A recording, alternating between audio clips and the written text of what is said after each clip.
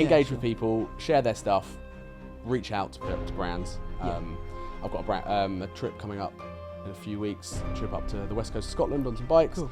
And that whole getting everyone on board has just been DMing people. I don't use emails anywhere near as much as maybe I should, but like I said, all my work kind of comes through Instagram. When you're starting out, what advice would you have to someone about finding a niche? I think a niche is really important. 100% is important, but you do have to be aware you will back yourself into a corner. And if something is passion-led, then what an amazing place to start. And I think that's where it needs to be is, we always say to people, like, what's that reason why?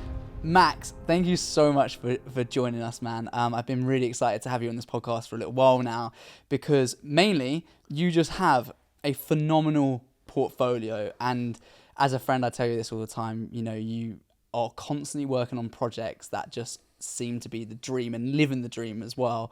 So what I'd love to know is, and I'm just going to dive straight in with it, as a filmmaker, a beginner filmmaker, how?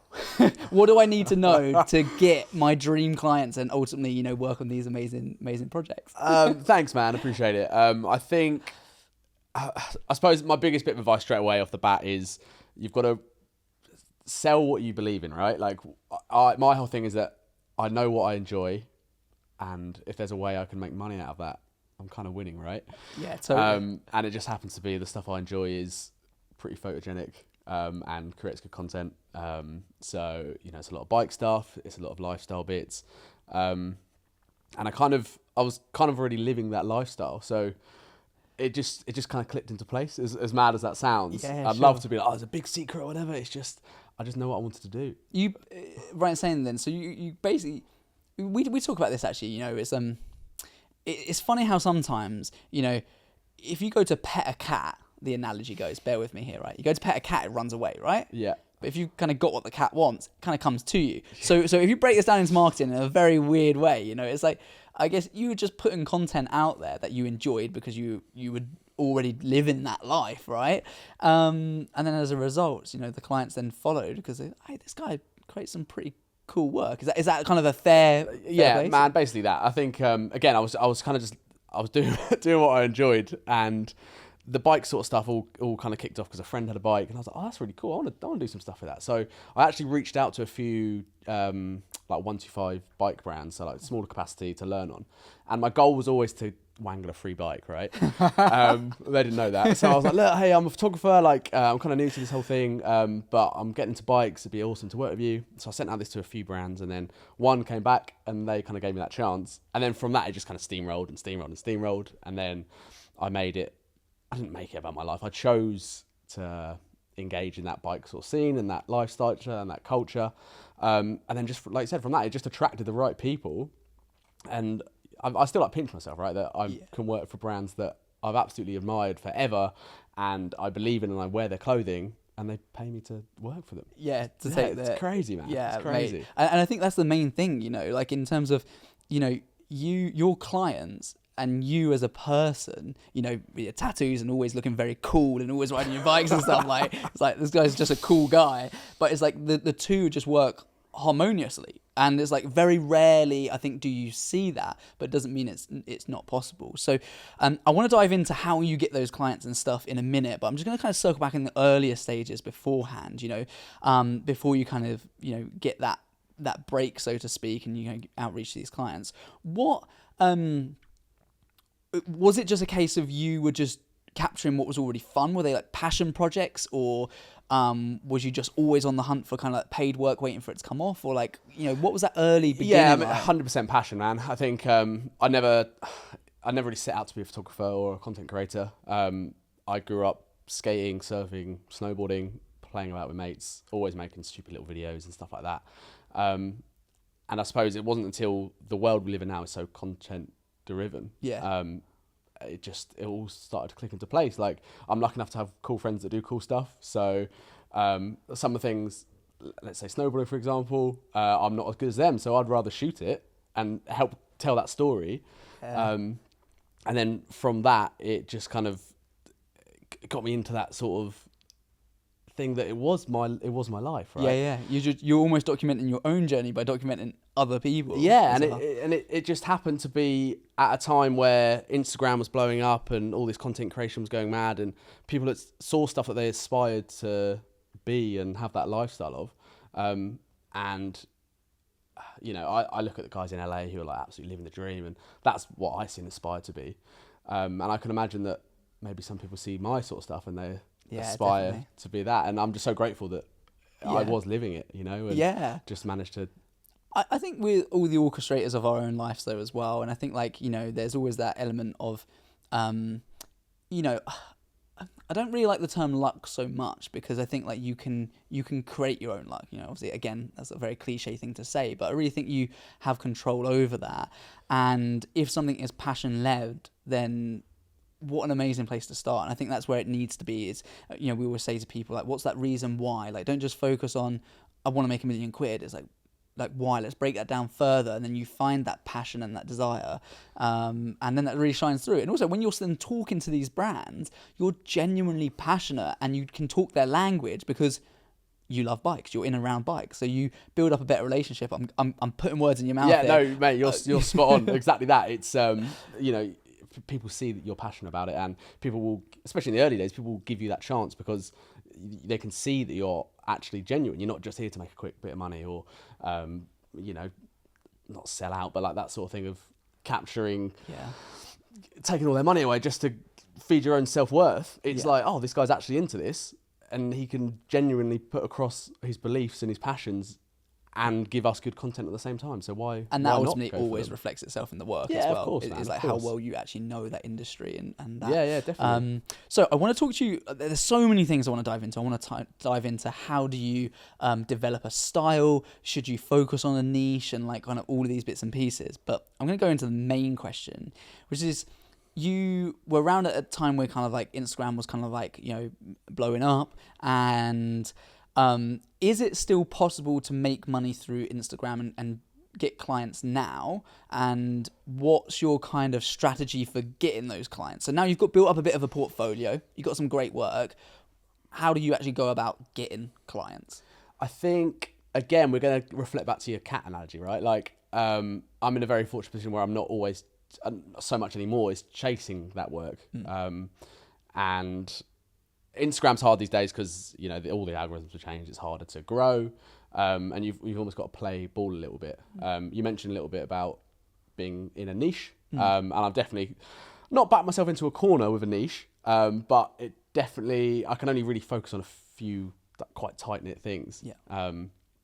So kind of going back to your original question, you just kind of need to play up to that niche, and the right brands will see what you're doing, and hopefully engage with you enough and trust you. The goal is always someone trusts you to go and create that work.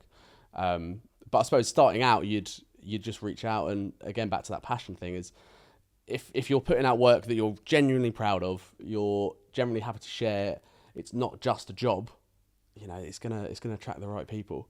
And it's gonna elevate you, and the right people are gonna see your stuff, and it kind of grows from there. Yeah, and you were saying as well that you probably generate 90% of your work through Instagram at the moment. Sure, guys would love to know what strategy or process do you use with that? Is it people just messaging you, or do you DM them? Do you share their content? It's a lot of engaging with. It's a community, right? So you're engaging with the brands you want to work with. You're commenting on their stuff. You're liking their stuff. You're sharing their stuff. And then kind of in the hope that they will see that, and then they'll follow through onto your page. You put the work in to make your stuff look really good, and they'll be like, oh, this guy creates some cool stuff. I wonder if we could work with him.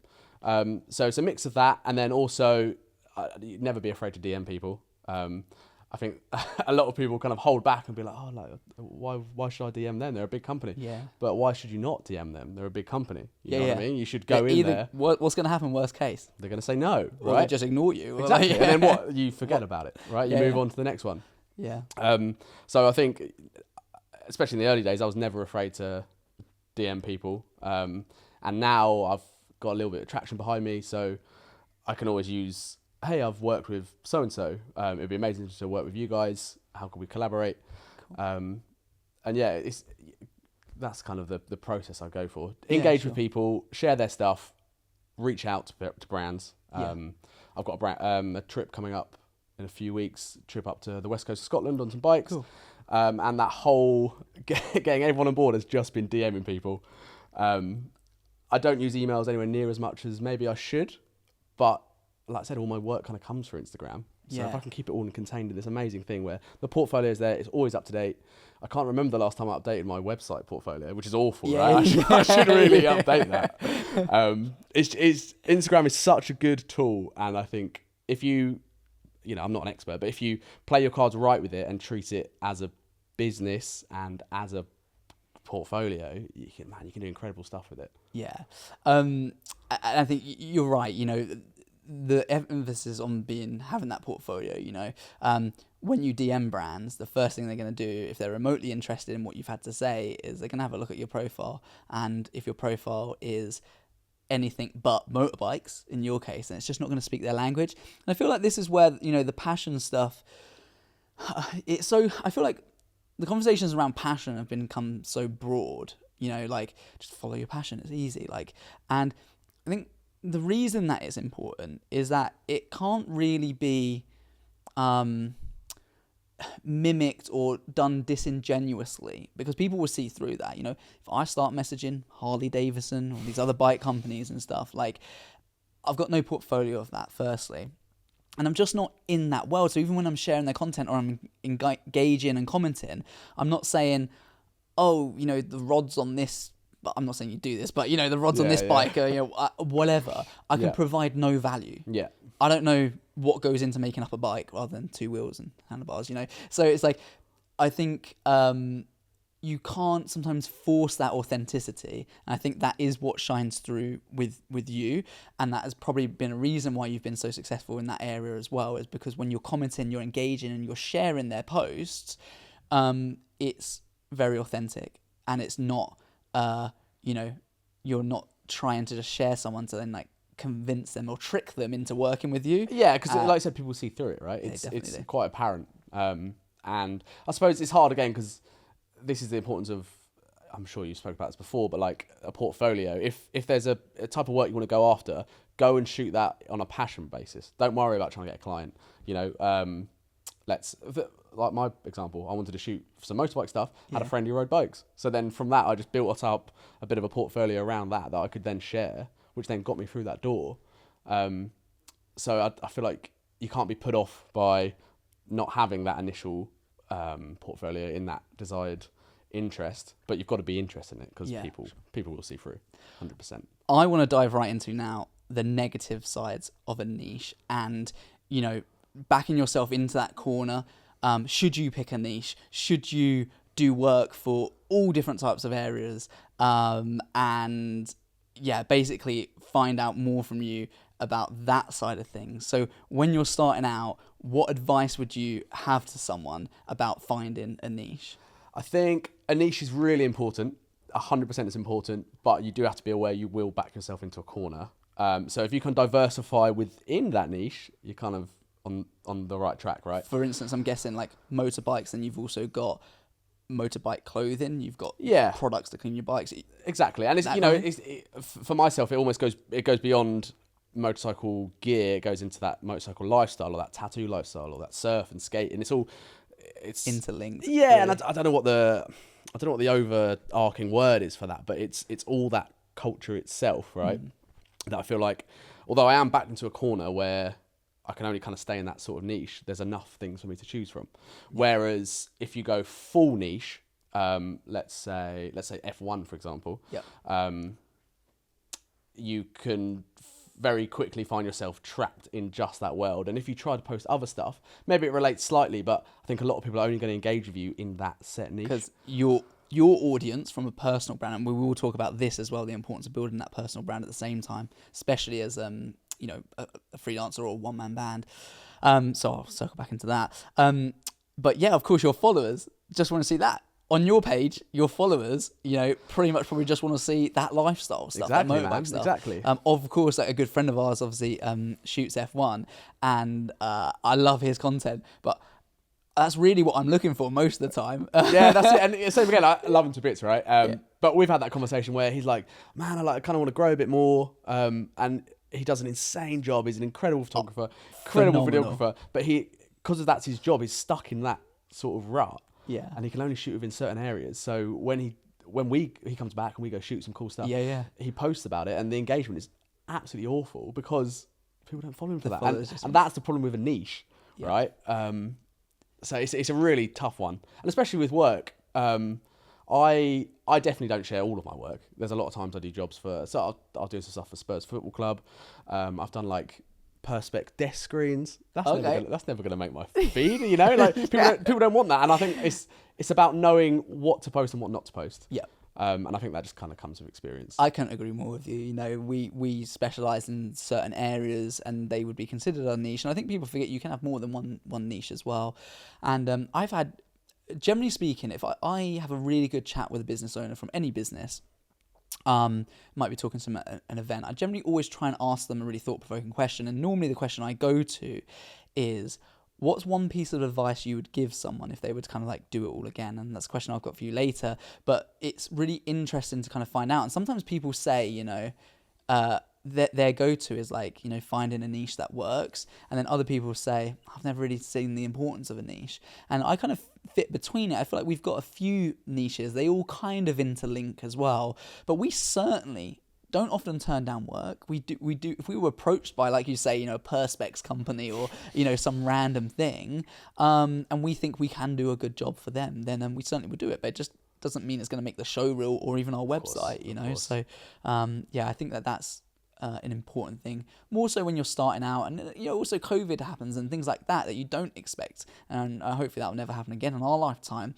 But if you were in the events niche when that happened, yeah, what happens? You ain't got a job. Yeah. Well, that's it. And, you know, you have to diversify. And I think it's not even a sense of leaving your pride at the door or anything like that. It's just a sense of you've got bills to pay, man. Like, as much as we'd all love, especially myself, like, I generate 90% of my solid income out of doing the fun stuff that I really enjoy. But I don't know what's around the corner. So I'm never going to turn down the job for Perspex desk screens. I also think there's some creative fun in that as well. Like, it was a hard one to shoot, man. They're like see-through. Well, see-through. It's tough. And reflective. So which tested my creativity. Whereas I think, you know, maybe with the bike stuff and the lifestyle, I almost do it so much now that I'm confident that I can kind of not work less hard. But I don't have to focus as much. No, you can turn up to get the job done. That's it. So maybe it's a positive thing. Right? Maybe so. Gets you back in that creative mindset. So what's your split at the moment between filming and photo? I know you've kind of done both in some way or another, and over time I think they've kind of scaled in both ways. But what's your kind of like preference, I guess, or what's the split? Preference, I would love to just go full photography. That's the goal. That's kind of where I'm aiming for over the next like 2 years or so, just to be full photographer. The reality is most brands want you to do video as well. And if it's a skill you can do, why would you say no? Again, because you might actually lose out on the other job. I've noticed this, you know, with clients actually just kind of wanting everything in that one place. Yeah, and you know, there's so many really good freelancers now that can do both. If you're like, no, I'm exclusive to video or exclusive to photo, they'd be like, okay, let's see how much Matey Boy is who does it both. We'll just use him. So I think it's going to be a gradual transition that I can kind of get to where it comes over like a few more years and building up a bit more, not respect, but I'll have a bit more weight to throw around in that sort of well, world. It's those connections really, I think, is what you kind of like is a key factor of that. I say this to people who are just starting out in business, and even if they have the best mindset and they get everything going, there's that element of time that always has to take place, because, you know, if you've got 5 clients, even in terms of referrals or in terms of repeat business, it's still going to be very limited. When you've been going for, you know, 3, 4, 5, 6, 7 years or whatever, and over that time you've worked for hundreds of brands, you might not work for a brand for 2 or 3 years and then they come back to you, and what you find is that work always finds itself, and you'll be finding that, you know, now anyway, but even more so with the photography, is like people will just call you because they know that you're the photography guy. That's it. But yeah, for the time being, mate, you know, obviously again, it's just like, you know, you can do a good job at both and you still get to do what you love. And yeah, exactly, you know, that. It's exactly paycheck that. as well. And again, it's that thing of like, I'd rather be working than not working, right? So, yeah. If you're going to be sitting at home doing nothing and then, you know, watching your bank account go down, then yeah, that's probably it. Take the work. Exactly, man. Exactly. So yeah, I suppose right now the split is probably maybe 60-40. Cool. Maybe 70-30. But again, I'm just in that weird slow transition phase where I'm just trying to like edge more to being the photo guy. Yeah. And your content that you put out helps with that as well. Massively. If you're just putting out photos, then people are probably going to come to you for Yeah, and for I think that what I'm also. learning as well, like being, we said earlier about freelance and one bit of a one-man band. Yeah. I know people who are way better at doing stuff than I am, right? So if I need video stuff, I want to call someone else who's a better videographer. Yeah, yeah. Get them in. Us. You guys, bring you guys in. Well, look at this lovely setup we got right now. I've seen it in person now, right? Yeah, So you've seen it be transformed. yeah, we won't tell anyone about Yeah, it's behind the wall. It is just a set. But yeah, that's it. And I think, you know, it's about, again, that community sort of thing of getting everyone involved. If your skills lie somewhere, focus on them. Yeah. And then get someone else in to do the audio, get someone else into the camera stuff. But Yeah, obviously budget dependent. Yeah, And I of think course. I'm still 2 or 3 years away from being in that position. Yeah, that's awesome. But yeah, man. So, personal brand, you know, in line with, you know, your the brands that you work for, has that been an important factor? How you know, talk me through having a personal brand. Is it important, and how do you create one? Because it seems to me like you and like we've already discussed, the brands that you work for are very much aligned. Yeah, I just wondered about your personal brand and stuff. How you've helped. Has that helped you? Yeah, I think massively. And I think, you know, I wouldn't say it's something I've like crafted. It's just what I enjoy wearing or enjoy the lifestyle that I live. And it just obviously like translates to the right brands. But it's very important. I think back to your analogy of if you went to go chat to a motorbike brand, you're not really, no offense to you. No, you're not that aesthetic, not right? cool enough. You're cool. But you're not that aesthetic that like instantly like, grabs them like, oh yeah, that looks about right. Yeah. Whereas I think if you went into like a Porsche dealership, they're going to chat to you. They're not going to chat to me. They're not going to chat to the dude in baggy twos and tattoos. They're going to chat to you, man. So they see me coming. Look at that mug. Yeah, that's me. no, because you're working them, right? Yeah. And then yeah, so I think it is pretty key. But yeah, like we said before, you can't force it. Be natural. That's just who you are. People, yeah, exactly. Yeah, People totally. see through it. We talk about that, you know, on a personal level as well. You know, it's sometimes not really like kind of knowing. Like I feel like I personally am like a shapeshifter sort of thing. Like I do love like the luxurious lifestyle stuff, but as you know, I love camping. I love getting dirty. I love like, you know, these activities, and it's like I feel like my life is just so blended between the two that I'm often like, I don't know where I sit. Like, but that's I great kind of though, sit man. in the That's so Porsche good. dealership, but I want to drive my Porsche on the beach. Yeah, well, that's the dream, isn't it? That's the dream, man. yeah. And that's like that's what you're building, right? You're you know you're trying to give options to do that. exactly, man. Exactly. Yeah, it's yeah. I don't know, it's interesting. We're all like, trying to figure out that. Man, yeah, and I never ever want to come like I'm all put together and know exactly what's going on. I'm still like, no, we're all just figuring this life out, right? Yeah, and it's, 100%. You know, kind of works. But. Yeah, I definitely think so. And that doesn't come across either as well. Like, you know, in all the time I've known you, it's not like, work for these great brands. It's like you're just living life. And I think that's really important. That's probably like, you know, a huge take home from this. Cool, man. Yeah, and that's all I want it to be. I want it to be like. It's just my life, right? It just happens to be fun. Yeah. I hear a lot of people talk about developing a style, and I know when I started actually, and because all of us guys kind of started at similar-ish times, and we would talk about like trying to find a style, and personally, I kind of think sometimes people can put a bit too much emphasis on that, but you have a style. It's very clear from your photos. So what? I mean. I guess the question is, how do you find a style, or how did you discover that? You know, has it become important? I think definitely important. Again, it comes back to that almost niche sort of thing. Like if you've got your own style, you then become a brand, right? They hire you for that style of imagery that you curate, which doesn't mean I can't do other styles, but that's the stuff I push out. And I think I just kind of went with what resonated to me, and when I got really into photography, it was kind of around the time like the moody gram and all that sort of stuff. And like living where we live in England, right? It's pretty grey, it's pretty rainy. Like as much as I'd love to shoot sunset every day, like we just can't. So I kind of went down that like darker sort of moody sort of route. And then through the years, it's kind of translated into I can kind of bring that same sort of tone into like a nice sunset, or like a lovely sunny day. And yeah, again, it's important to have that kind of on lock. So back to the brand thing, they're hiring you for you and your look, which is where I struggle with video. I always find I'm being hired to do someone else's look, right? It's always the client's idea. Oh, we will just want you to film it and edit it. Yeah. Whereas the photo is like full creative trust, which is like always amazing. Like I did a shoot recently for an axe throwing company, okay, which is like not random but different. On brand. On brand, yeah, let's say on brand. And we shot some stage stuff that they really needed. And then I was like, oh, look, I've actually got this idea. I want to experiment with flash stuff, like shutter drags. And they're like, yeah, go for it. Like, we just want you to do you. And I was like, that's like the dream, right? Yeah, that's the dream, perfect. the dream job. Yeah. And yeah, I think without having a style, they wouldn't trust you just to do that. Yeah, absolutely. I think that's really nice. And again, I think that authenticity of finding your own style and just what you like, opposed to like, I think everything starts off in, we won't call it copying or mimicking, but like taking inspiration from other people, trying other people's styles. And I watched a really good podcast about this, actually. I can't remember who it was from now, but they were saying that like, people like Jimi Hendrix, who were like, amazing people of their generation in their field, he took inspiration from like so many people around him. So like they said that he would often always listen to like jazz music or whatever.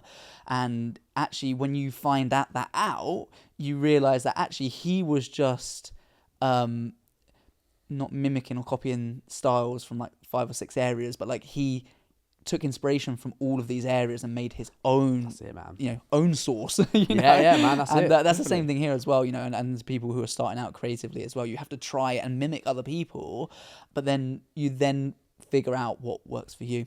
Yeah, of course. Video way harder to do, and I actually think we are only getting around to that point in our production company now. I think we all have our own style, and for us, like hiring a team of people as well. Everyone here films slightly differently, but obviously they come to us as a production company for what we produce. Now, I don't think people necessarily come to us for our style as much as they come to us for our track record. So our track record is proof that we can deliver on what they want. And that's the way that we see it. So like a marketing manager has a budget and they need to know that you're not going to get this wrong, right? Yeah. And the only way they know you're not going to get it wrong is by looking at your track record. Now, of course, our portfolio is our track record, and our track record is indicative of the industries we work in. So we kind of do get that style. But going to what you say in terms of having our own freedom and own creative control, actually maybe I'm a little bit unfair here, because I do think it does happen on the smaller shoots. It's finding the right client that allows you to do that. Yeah, of course. But with the bigger shoots, you're generally brought in for the strategy and you're brought in for the ideas. So the inspiration you're using through your years of experience is your own. So you might say, well, we did this shot for this car company once and that was really cool and they like that. So then you're like, well, we can mimic that and we can do this. But yeah, don't get me wrong, way, way harder. Something I want to kind of end this on is reflecting back on your journey. If you were to do it all again, like there's so many challenges along the road, but are there any challenges that stand out to you that maybe you would do things differently? Or if you were to start again, is there anything you'd change? Anything I'd change? Sounds really big-headed, but I don't think there's not a lot, man. That's honestly. good. Yeah, Yeah, and I'm happy that is the case. Good. But I honestly do. I'm proud of like where I've come from and like where I'm going, and I'm not there yet, but I'm on the right trajectory, and I'm definitely kind of just winging it, right? I think we all are. And I think that's no the best doubt. way, man. Yeah. Sometimes I think you can go in with all these great intentions, all these solid plans, but as soon as things start to fall apart, I feel like I'd fall apart. So I think just keeping it relatively chill, doing stuff that I genuinely enjoy, shooting for myself, and building a brand and a business and a client base around that. I honestly don't know what else. I'd maybe run the business side of it better. I'm not the best. I'm not the best business side. Very good of at creative. Yeah. Yeah, great. As are most creatives. Yeah, but yeah. Well, you've made it work, and when I reflect back, and this is testament to what you're saying, there's everything good or bad that's happened to you in your journey of building a creative business makes you the person you are today. And I feel the same thing. There's not much I would change, even though we've been through some real hardships and there's things that, I would like to have navigated that better, but it's made me the person I am today. Sometimes you have to learn from that, trial and error. Yeah, of course. But yeah, that's really good as well. Probably not helpful. People are like, oh my god, I want to know what. What Well, goes wrong. hopefully we've told enough information throughout this. Yeah, this chat exactly. to kind of get. No, stuff I'm off sure the they've got so ground. much value, mate. So yeah, thank you Hey, so man, much no for worries. coming in, man. Thanks for having me. Honestly, I've loved it. I'm sure we'll get back on the podcast at some point. We said about maybe even going on a shoot at some point. Yeah, mate, let's do it. Yeah, and we've just got some doing like stuff a coming walk up, and so talk. we'll make it work. Yeah, I'd love to do that. I have obviously just completely forgot. Where can these people follow you? I'll link it below anyway. Yeah, okay. But where can they find you? Instagram's your best bet. Max.hwrd. That's where I just put most of my stuff. Yeah, awesome. And Yeah. that's kind of it. Fine. Yeah, probably really important. It'll be linked below anyway, mate. Yeah, definitely Amazing. go check them out. Amazing work. Yeah, thank you so much, mate. No Appreciate worries, it. bro.